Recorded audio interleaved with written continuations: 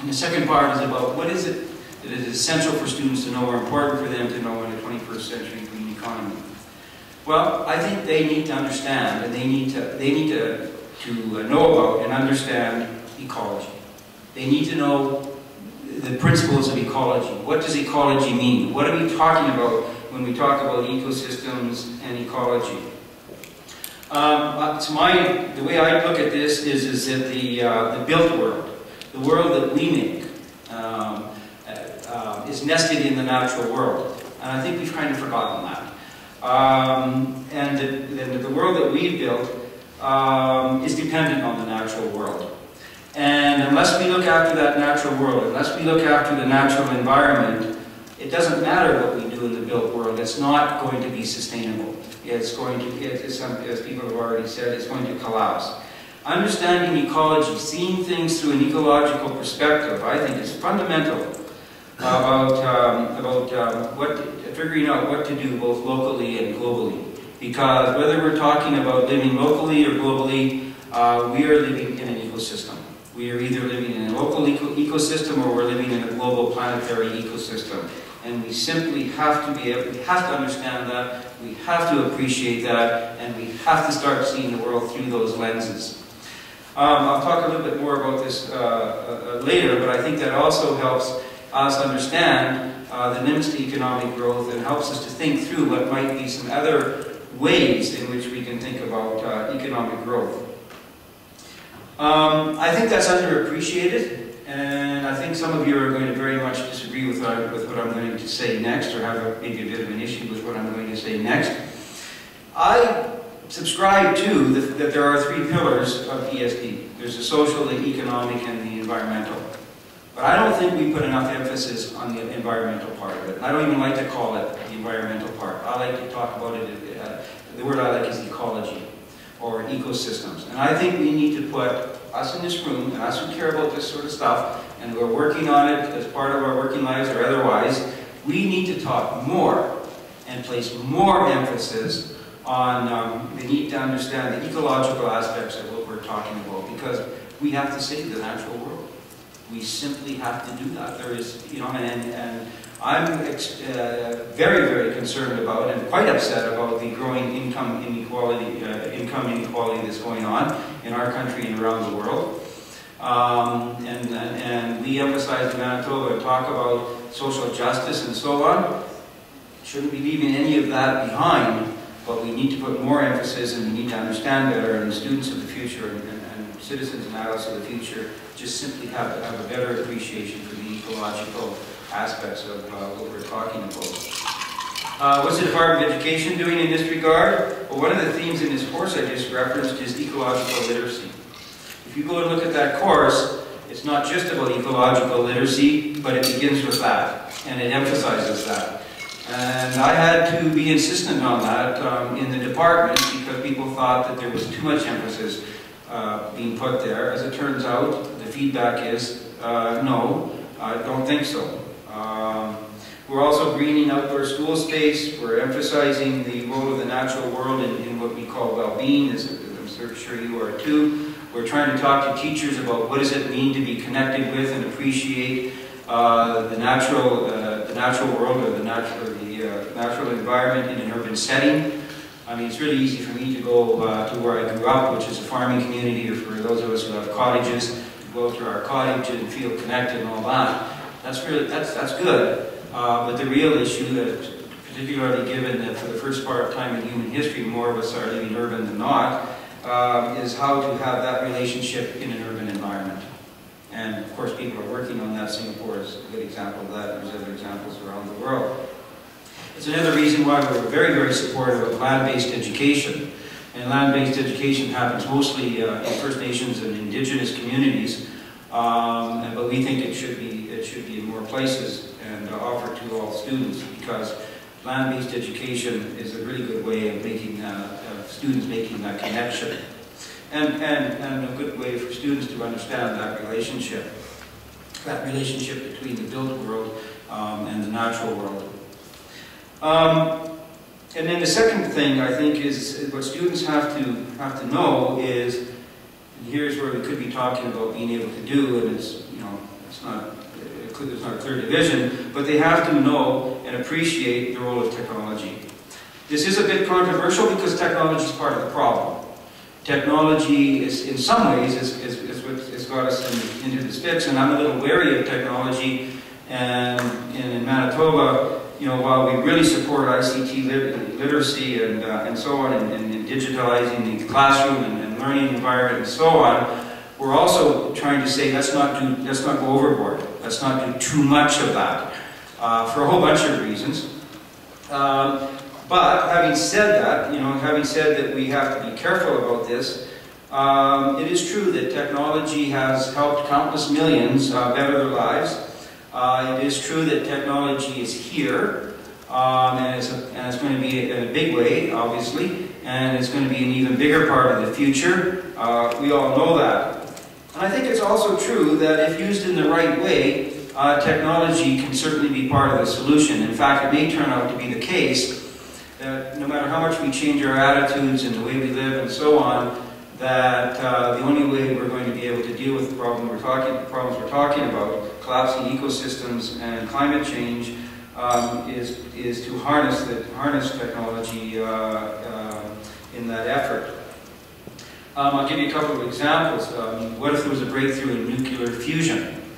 What if there was a breakthrough in the costs and what it takes to do desalination?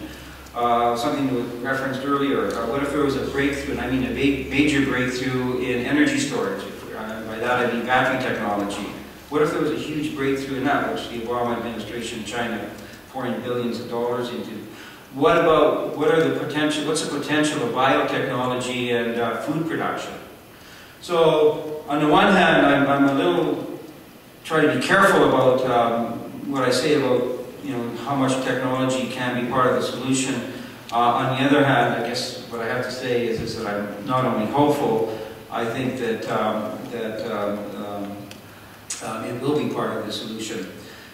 In Manitoba, we're of course, through the Department of Education, we're promoting our kids to be as technologically literate and capable and skilled as possible, and we're doing that in a whole number of ways. We support STEM courses and programs.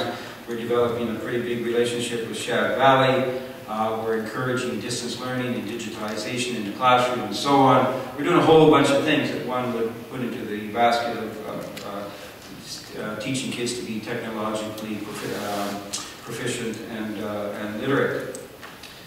Now to the third part, which is more about what students need to be able to do. And here's another place where some people might part company with me because of where I'm going to start here. And there's only two things, and I know I'm going to take about another 5 minutes and then I'm done.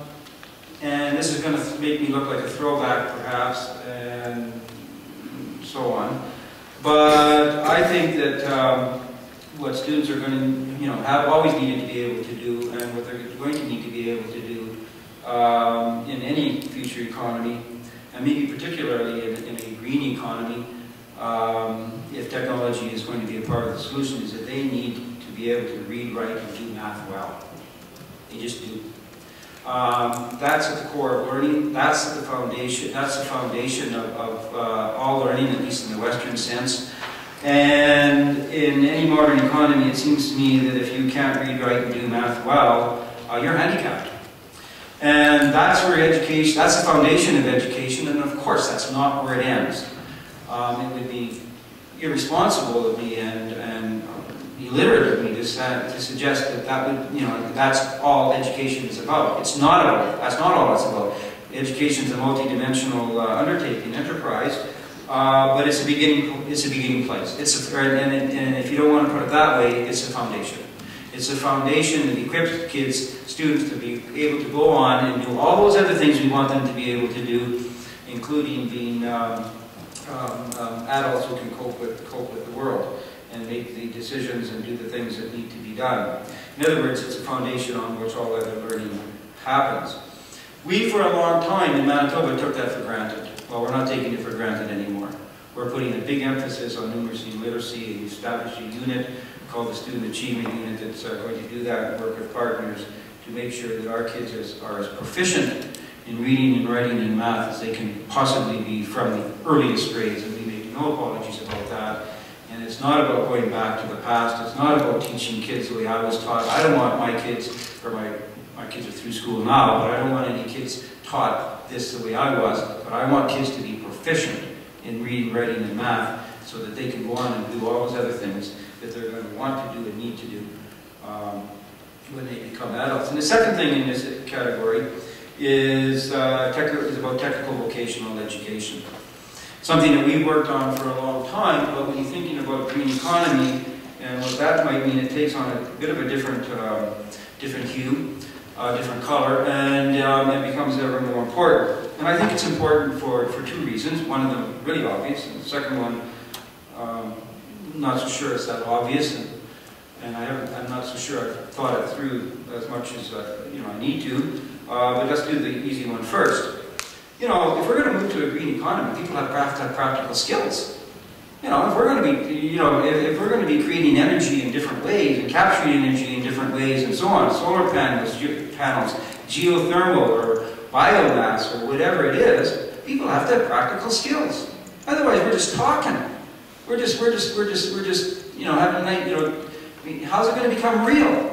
And so this is really, really important. That we teach kids how you would put into place and maintain the infrastructure in a low carbon green economy. Because they've got the skills to do that now, and they're learning the skills to do that now in a high carbon brown economy. So, is it the same skills in a low carbon green economy? I don't think so. Some of the skills will be the same, but some of them are going to be different, and what we need to be doing right now is teaching students those skills, and we're trying to do that in Manitoba. The second reason is a little more, I don't know, let's call it, a little more philosophical. Let's call it that. And the reason I say, what I'm getting at is, the more we understand sort of the existential reason for doing something, okay, and the more that we can actually do it in a practical way, in the way that I just talked about, the more real it becomes. Okay? So if we want this idea of, if we want people to truly believe in, truly be engaged in, and truly make efforts to, be part of the effort of moving to a green economy, they both have to know why that's important, why it's important to do that, and they also have to be able to do that. And so, technical vocational education and learning these skills makes living in a green economy just sort of what we do. It's about how we understand the world. And so, technical vocational education to me is not just about, although that's where I started, and so it is about learning the skills that are needed, but it's also about, but that's part of just becoming or living or being part of a different way of living, a different kind of economy. And so I think there's a whole existential aspect to technical vocational education that we should appreciate. And if we do that, we put technical vocational education where it should be, and that is equivalent as important as any other education, and we understand it as being about skills and the acquisition of needed skills, but we understand it as being about something more than that. And I think that's really important. I'm not sure that's really important, but I think it is. I think it's important about that's what's going to help us change our mindset and think of living and actually being able to imagine how it is that we can live in a more sustainable way.